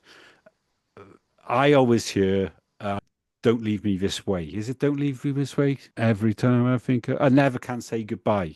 So yeah, Oh yeah. basically, when it gets to that point in the song, and Russell sings, "You're so independent," I always hear, "Every time I think I've had enough and start heading to the door." Every time I think I've had enough, you're so independent, but So Wow. it's only a little snatch, but Yeah. it's just that sounds Yeah. the same. Yeah, you're right. So that's where my head always went. So after I wrote about the song, I thought, well, I wonder if that's intentional. So if you listen to the words to "Never Can Say Goodbye" by Gloria Gaynor, it's a song that sounds pretty romantic on first listen, but I don't know if this is modern sensibilities, but it can also be seen as being quite sinister in that Gloria Gaynor's character could be being manipulated by Wow. this other guy. I don't know if that's there with intent, but these are the lyrics. It says, "Every time I think I've had enough and start heading for the door, there's a very strange vibration piercing me right to the core. It says, 'Turn around, you fool. You know you love him more and more. Tell me why is it so? Don't want to let you go.'" So it could be that Gloria Wow. Gaynor doesn't want to let him go because he's been Yeah. manipulating. And the parallels, it's like every time I think I've had enough and start heading for the door. So she wants to leave, but Yeah. can't, and she doesn't know why. So there's a parallel between that and "You're so independent, but that's going to change real soon. You think you can do what you like, but that's not the case." So, she starts heading for the door, can't. It says, "There's a very strange vibration piercing me right to the core." A vibration is something you almost don't detect. It's also, it works with music as well. But I am, so with my other voice, I can destroy this room. I'll wrap my voice around you and I'll throw you Subconscious. everywhere. Yeah. Sorry? It's the subconscious. Yeah. Yeah. Well, I think it's yeah, I think it's him manipulating her. This subconscious voice that she hears says, "Turn around, you fool. You know you love him more and more." Yeah, I think the reason she Yeah. says, "Why is it so? I don't want to let you go." She doesn't understand why she doesn't want to let this guy go when he's Yeah. clearly a bit of an asshole. So, um, if you take my other voice to be the other perspective, the man's perspective here, "You're so Mm. independent, but that's going to change real soon. With my other voice, I can destroy this room." So, if you look at it as a domestic thing rather than being set in a club, then he can use the power of his words to manipulate her. That interpretation works on both songs. Yeah. No, they Uh, really do. And they almost mirror each other uncannily. It really is. It's like it's the Jungian shadows of that song. yeah. Yeah. So, Wow. so this might be some insight into maybe how Ron writes songs at times. He takes But I mean, something this is else. subversion, isn't it? This is what we're talking about, Mm, subversion of disco. Quite yeah, literally, this is the prima facie example of literally taking a disco song and taking the same reality, but kind of shining a light on a totally different perspective yeah. of that. Yeah, it's really interesting. I mean, I hope it's true. It might be a complete coincidence. No, but I I, think this challenge of what I'm saying is I think a lot of wrong songwriting is exposing attitudes and exposing toxic attitudes. And yeah, for example, I know it's nothing to do with this, but just a sort of case in point of like white women, for example. I think the real meaning of that song is actually the guy in the song is a dick. Excuse my French. and the guy, and what he's doing is he's exposing attitudes of basically guys who he just want sort of easy women, and Yeah. so I think, and why that relates, and maybe Young Girls does the same with sort of certain attitudes in the music business. Mm. He's basically shining a light on this stuff, and he's Yeah. exposing attitudes, and but he's doing it in a, he's doing it. That's just part of what he's doing. That that's the bit that people see. That's the first bit. That's the shot. Oh my gosh, you Yeah. know. Then when you go beyond that, actually, no, you know what? He's talking about music. Yeah. Yeah. It's really It's interesting. very strange. No one else does this. No one else does this. Yeah. Yeah. And that's why we love it. I'm sure it's really brave. Like in Young Girls. I think we should do a video on Young Girls at some point Yeah, on the song Young Girls, to be perfectly clear. that's absolutely. Yeah, I think we should do a video on it because um, like people either say, "Oh, I can't listen to it," or other people say, "Oh, well, it's a product of its time." And I no, I think they knew full well at the time that it was So I think provocative. absolutely. When you do it in context with like all the Spark songs, it's the context, Yeah, it's where it fits into the album, the songs around them, the yeah, songs on leading albums and the ones after, and the bigger picture. And then when you look at them like that, and then yeah, I do think it is about subversion, and it is about yeah. lampooning and caricaturing stuff, Mm. and yeah. But also, I think that's it's when I say this Barnum statement thing, it's the multiple level. When it works really well, it doesn't always work brilliantly. The best Spark songs are the ones where it really does work well, and there really is a kind of something that everyone can latch onto. Mm. And then, like This Town Ain't Big Enough, obviously that's a popular song because everyone gets the expression, everyone understands the idea of a duel, and sort of made the best man win and that. But Yeah, not everyone the fact that it might be about the band itself, and it might be, and this is what's so great about it is it's all these levels when it works. It's all these levels at once. mm. That's the Yeah, best spot for me are the ones that anyone can read something into it and it means something to them. But there's this sort of fundamental kind of music-based meta narrative, which yeah. I think you've really made me aware of that, and I've Oh, absolutely, cheers. and that's why I really do enjoy these because I think that's what it comes down to. It makes you Mm. think all these sorts of horrible things or grotesque situations, Yeah, but all the time he's thinking about music, yeah, and that's why he can do it because he's pure like that. I think you can yeah, only do it if you're pure at heart. I think that's yeah, why you learn it, and that's why you did it for 60 years. yeah, If they would have been into Young Girls, you don't think there would have been Me Too point now? No one's yeah. ever Exactly. thinking about them in 60 years on this planet. I don't, it's that, Yeah, when you look at their lives and stuff like that, it's everyone says that everyone who's ever worked with them has said they're great to work with. We've seen the documentary, I'm sure they've done bad things in their lives. I'm not saying they're absolute saints, but I think generally speaking, they're really nice guys. It's the impression I get. Really good, yeah. There, pure there heart was people. there was an article. Well, I think it was an article, not a video, but it was taken down recently. It was an interview that Russell did with a pornographic magazine, and Really? it sounds like he said some silly things. He said something about, he slept with a groupie, then found out afterwards she was underage. But Right. I don't think that's true. I think particularly in the first half of their career, I think they'd reinvent themselves as different sorts of bands. Yeah, yeah. Well, I think they just like being provocative.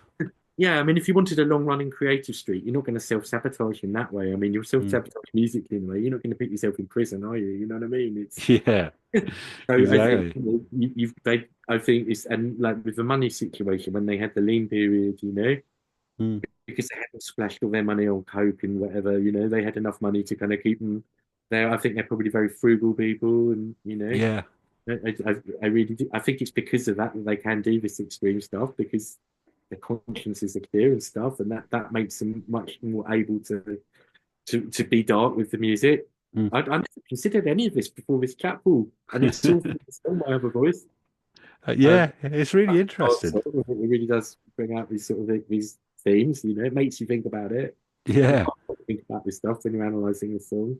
yeah, yeah, exactly. It's I think these songs are thought provoking just by themselves. With no background, if you just took these songs, most of the time you can understand what it's about on one level after a single listen. For any song, the more you read into it, the more questions that come up and the more sort of little detail that can lead you off into an interesting direction. But then if you look at any Spark song specifically looking for where they could be talking about themselves, I think that's where it gets fascinating. That's where Yeah, it levels up again. But it just, yeah, a lot of the time it's there are some counterintuitive things on it, you know. it almost But makes them like riddles. It's like they'll present this really grotesque situation, and then the riddle is like, how can how does this song relate to music? And it's up yeah, to you to work it out. See if you can yeah, make, see if you can link young girls to music.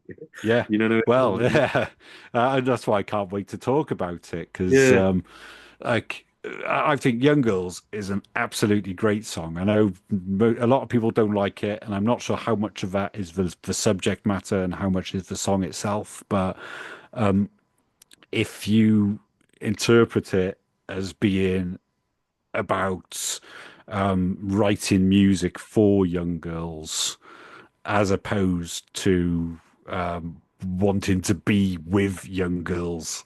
I think it ties into like tips for teens, noisy boys, what is it?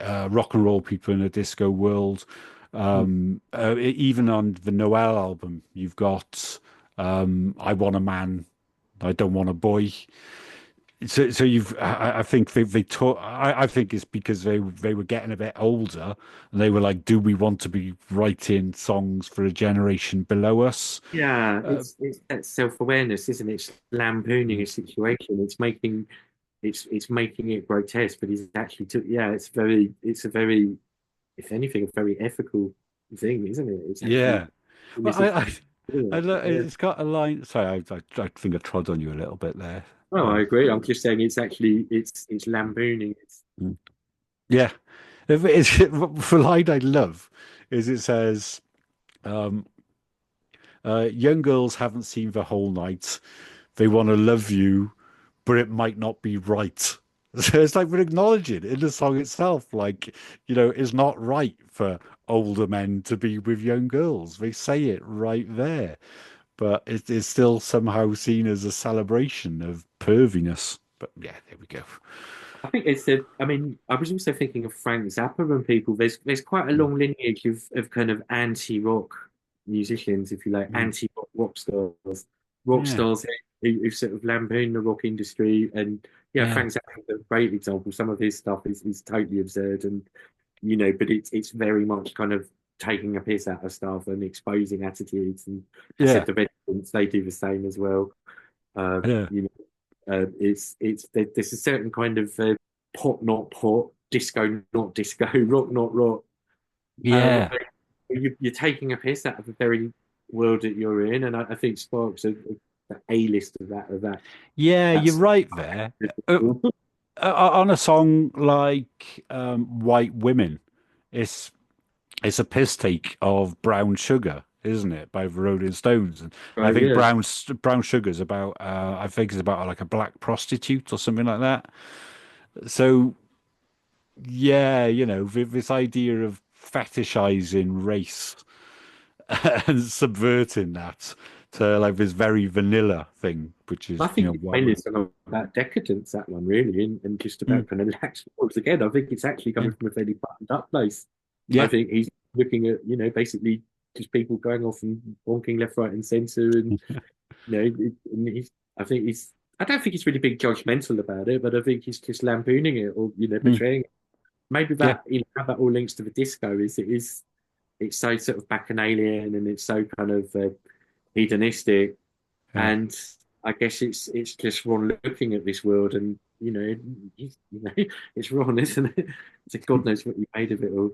And I really don't get. I mean, Russell. We all talk about Ron being the introvert, but Russell as well. I mean, I don't see Russell as he can dance and he can sing and he's a performer, but I don't get the impression of him as like a wild man of rock at No. all. I get the impression after a gig he'll have a nice cup of tea, and I, I just Yeah. both of them. And I think that's why they're still going in the Mm. late 70s, early 80s. Yeah, absolutely. There's a DVD extra on the Sparks movie, on the Sparks Brothers documentary, where every morning they both go to the gym, and Yeah. Ron goes for a walk around the park, and they've got this routine, they've got a way of working, and I think the discipline is is very unrock and roll, Mm. but it's given us a bit. I think most rock bands couldn't do what Sparks do, basically, because Sparks have got a completely different approach. And you're Yeah. right, it's very. There's a word these days, isn't it? What do people say? Something called like straight edge. Have you heard like That's right. straight Yeah. edge Yeah. Yeah. as a genre? I think Sparks are pioneers of straight edge. They're almost more rock and roll Yeah. for having early bedtimes. You know what I mean? And for Well, that's not why I'm funny drinking. about using, when I say some of this music psychedelic, is I'm a bit iffy about that word, but I do. The thing is, they don't need drugs to be mind melting and Mm, to go to really strange places and psychological places yeah. and kind of trippy places. I mean, and again, if you go back to the Half Nelson stuff, how weird and Mm, sort of out there that is. And I use the word psychedelic because in terms of music, it's sort of playing with sounds and stuff, but whatever they're doing is only they do, and a word hasn't been invented to describe it. If there was a yeah. better word, I would use it. Uh, and to kind of bring it all back to my other voice, I think this is peak of that male world. It's Mm, just it's so them. It's so a word hasn't been invented to describe what it is, and if someone can come up with one word that describes it, I'd love to hear it. yeah. Definitely out there. It's definitely, let's say, neurodivergent in a way. Yeah. Yeah. Yeah. I hear that. I hear that very clearly. Yeah. No, that seems like a good point to jump off onto the second verse, the vocoder Okay. verse.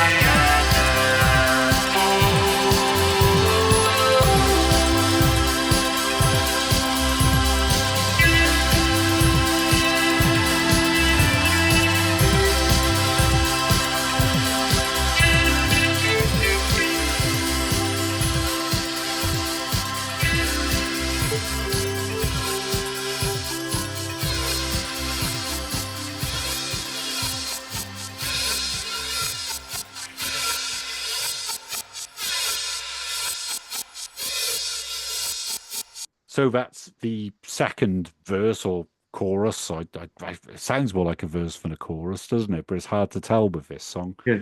And I love that the vocoder properly takes over at this point. I wonder why they made that decision, not to have vocoder right the way through. Well, maybe it's because you've got one voice and another voice would make sense, I suppose. And the big question, who's the one singing through the vocoder? Is it Ron? Is it Russ? Yeah, I assume it's Russell. When they performed this live, they had Russell singing through a vocoder. Oh, really?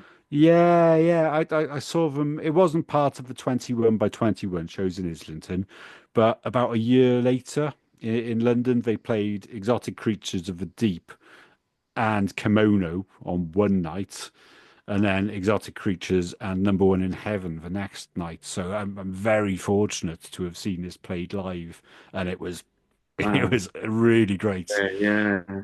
I Can't be many loved. times played. Sorry. There can't be many times this song's been played live.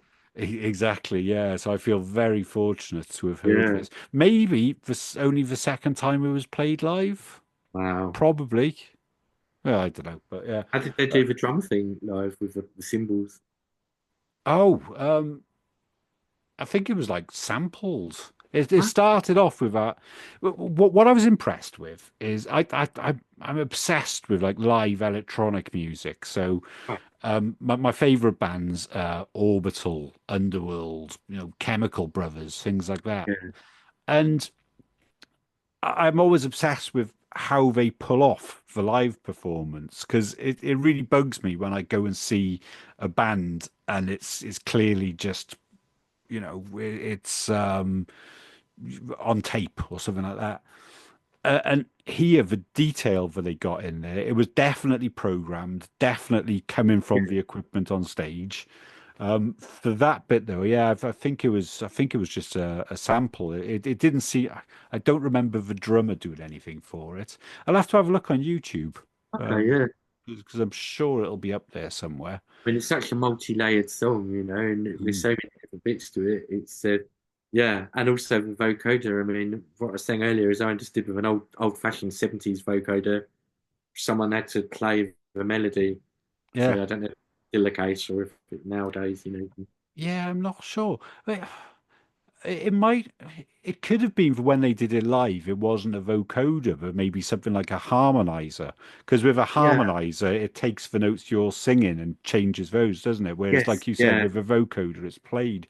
I find that really interesting as well. For the first part with the vocoder, the do do do do do do do do do. yeah, So if that was Russell singing it, like it sounds like it's played on a keyboard, but it also sounds like it comes from a voice. So would the yeah. timing have to be exactly on? Or, did Russell Maybe a play the mix. keyboard parts up? Sorry?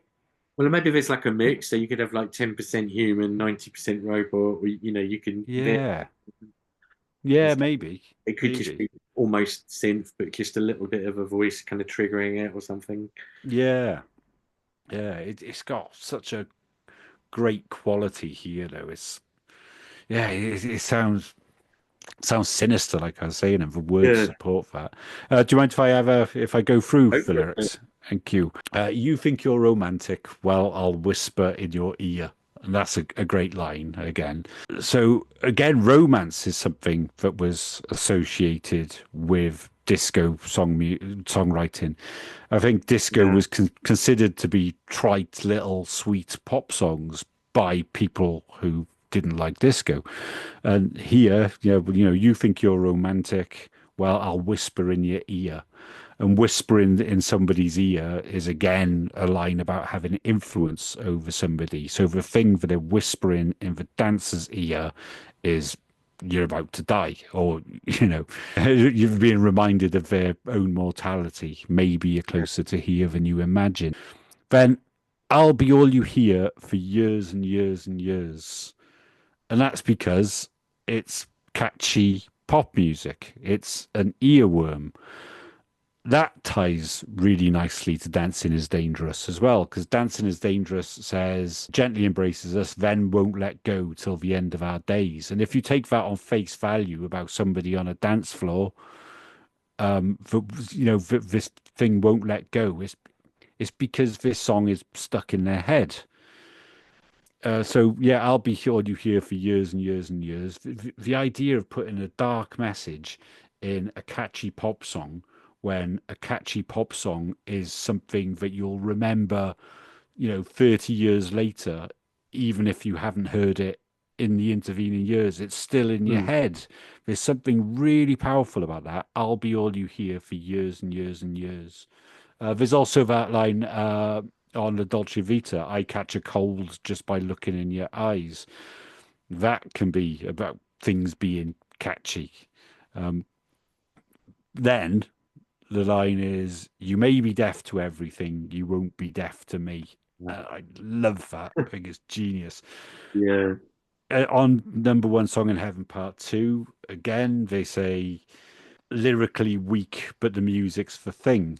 So the lyrics don't matter, but the music is really catchy, is what you can take out of that. So again, I'll be all you hear for years and years and years.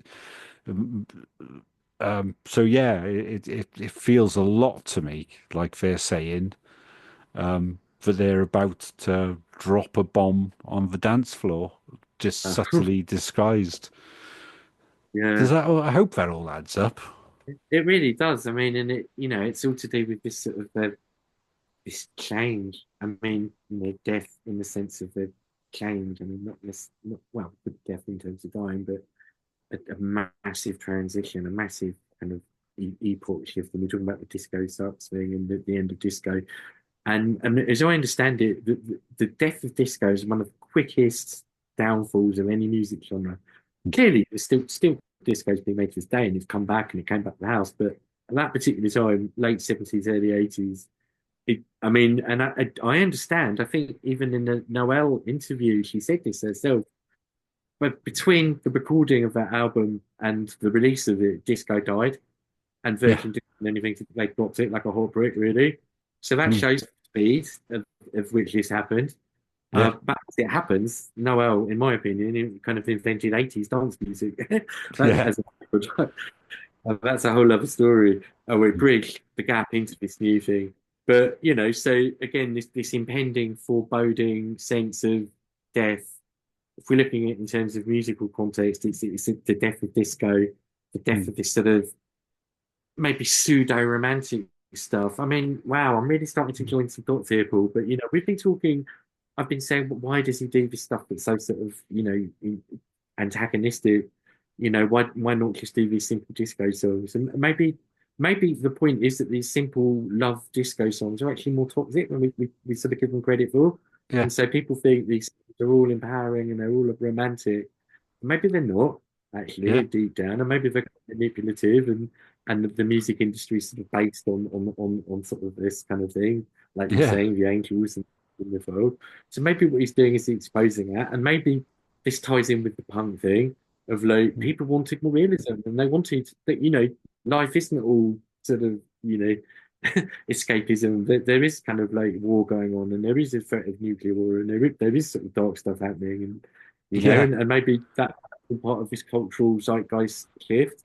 And they're sort of just they're basically saying this romantic thing. It's all a bit bogus, really. Maybe Yeah. you think you're romantic, but really, it's all a Yeah. bit of a shadow, really, isn't it? Yeah. Maybe I think this that is adds up. Yeah, I think it it's, makes a lot of sense. You it's may be deaf to everything, I think is particularly pointed in terms of like this is music for escapism. yeah, It's for getting away, for shutting yourself off. And is known for having these bad lyrics. Well, that was the reputation, whether it's justified or not. So to say, like, you may be deaf to everything, but you're going to hear what I've got to say. I yeah. think that's It's incredibly powerful. it is powerful, isn't it? It Mm. really is. And if we're talking about grammar again, it's you will do this, you won't do this. It's you may be deaf to everything, but you won't be deaf to me. Uh, Yeah, it's that yeah, if you hear in black and white in print, it says you may be deaf to everything, you won't be deaf to me, my other voice. yeah, Again, I said earlier, if it's not like you may be deaf to everything, you won't be deaf to me, your other voice, yeah, which would imply it's a person's subconscious. It's I'm going to control your mind. It's someone outside coming in, isn't it? It's yeah, yeah. Oh, wow. absolutely. This song honestly blows my mind. Even forgetting like second meanings, just the cadence of it, Yeah, the words that they use in it. It's unlike any other Spark song. It's really powerful. I think it's right up there in my list of Spark songs. I was just thinking as well, pretty much up to introducing Sparks. If you look at printed Sparks lyrics, it's kind of reams of paper. Like, their songs are incredibly wordy, line Mm, after line. mm. This song must be one of the shortest lyrics for Sparks song so far. I Yeah, would have literally I, 2 minutes, it but feels it's like it. Yeah. I mean, the only short songs that they had before this, in terms of lyrics, were actually short songs, like "Batteries Not Included," yes, yeah, which comes and goes. With this, it's same as number one song in Heaven Part 1. it's there's not much to it in terms of line count. In terms of what they put into those lines is Yeah, loads in it. But yeah, it's interesting that they changed the format here. For, yeah. really long intro, two like just beautifully written verses, and then they're straight out again. And then yeah, just basically after the end of that final verse, I mean, it just it's no like it's not an ending as such, but it does seem to resolve in a funny sort of way, doesn't it? It's Mm, like after all that real kind of roller coaster ride of like I say, being wrapped and being thrown everywhere, yeah. sort of leaves you in a fairly calm place in a funny sort of way, doesn't it? Yeah, it all fades Well, out again, doesn't it? yeah, Yeah. Yeah, and it except ends with that same cymbal sound. yeah, which is interesting that it ends exactly how it started, and it also Yeah. played the song backwards. It would start the same, which is quite weird. Ah, okay, that's what I'm going to do straight after this. Well, in theory, I'm not saying for sure, but yeah, if you think about it, if it starts where it ends and it's kind of backwards, Yeah. yeah, very Uh, interesting. yeah. Well, yeah. Like I said, for me, it's a little bit of magic, and the same applies for the song that follows it. For number one in heaven, part one is right up there for me. Number two, less so, but yeah, Okay, yeah. Well, I think and I think you can hear. I mean, after this song, I don't think they really did anything, obviously with follow-up stuff that was anything quite like this. But I think about the time of maybe Richard to Sax, they'd come back to this sort of stuff. mm, Things like Frankly Scarlet and Hear No Evil, the sort of softer, yeah, more ambient electronica stuff. yeah, And then that would then really become the basis for, I guess, yeah, the sort of little Beethoven stuff. So yeah, in a sense, it's all part of that lineage of the more ambient side of Sparks, yeah. as ambient as Ah, Sparks get. Uh, yeah, yeah, but the less sort of high energy, the less arpeggiated, mm, hard side. It's definitely softer and warmer in that respect, and yeah, rounded, more sort of shapely in a way. mm, It's not angular, yeah, but it's none the more. And then what's weird is despite being so soft and kind of yeah, kind of. It's still dark. It's strange, isn't it, to have something that like you say, it wraps itself around you and it envelopes you, yeah, punching in the face, that kind of confrontation. It's a lot more yeah, dark and sort of yeah, slow yeah. in a way. Slick. Yeah, Yeah, yeah. I suppose that's what makes it kind of perfect when the lyrics are about manipulation because it's not obviously like on the surface it sounds quite. I don't know if positive is right because the words are so dark, but if you listen to the music, those chords at the start where it sounds like grandiose, you know, mm, it's yeah, it's setting up something sinister, but like you say, it's not done with aggression. It's not done yeah, with these heavy, harsh sounds, these big bass lines, these stomping drums. It's this grandiose introduction, and then lyrics that seem to be saying, "I'm a dangerous person" to this poor woman who's in the same room as him.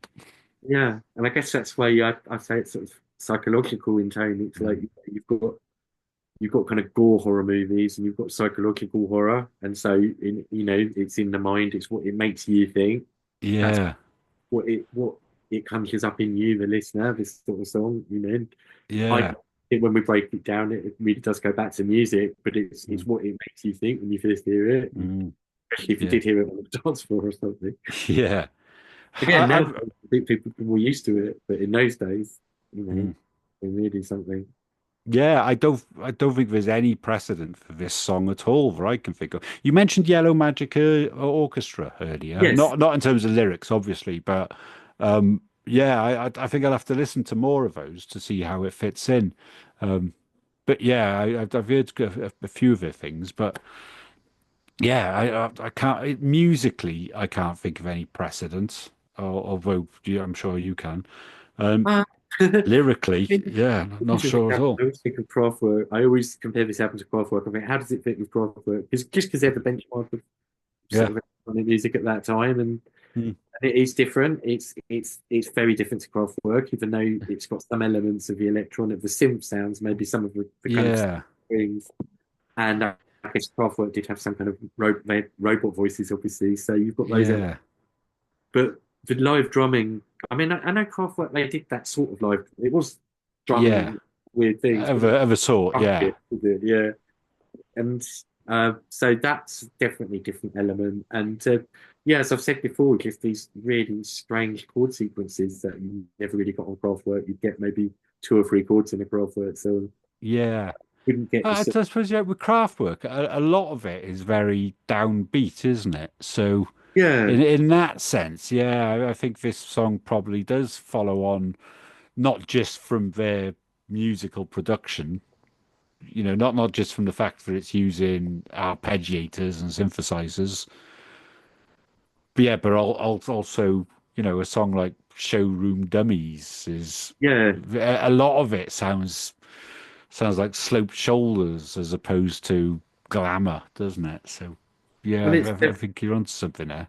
it's that lounge factor as well, isn't it? Which again, I'm trying to think if Sparks have ever really done that. I mean, maybe kind of elements, maybe even in a bit on introducing. Uh, Yeah, I think on they have done loungy things. I think like The Lady is Lingering has got quite a lounge feel to it. Oh, Uneasy has it? listening. There you go. There's my term. Yeah. Not easy, uneasy. I like that. And easy listening. But as I say, it all comes back to the fact that why do we want to listen to sort of unnerving music? Why? And Mm. I think it comes back to that it has something to say, and Yeah. that actually, if you scrape beyond the unnerving nature of it, and you're prepared to sort of take that as part of a roller coaster ride, you can actually get something from it that is Mm. positive and it is transformative in a sense. I think that's what this stuff and this album as a whole is about. It is changing music. Yeah. It's changing the nature of music and it's moving things forward and it's picking music apart and rebuilding it. And you know Yeah. That's that entirely it. The power of music. yeah, I think that's the theme yeah. that you could make a case for on any one of these songs. So yeah, that seems like a great place to end it. So yeah, thank you very much, Ad. It's been really great of you to join me on the show again. Thanks Thanks so to much. everybody for watching. I would love to hear your comments and your thoughts.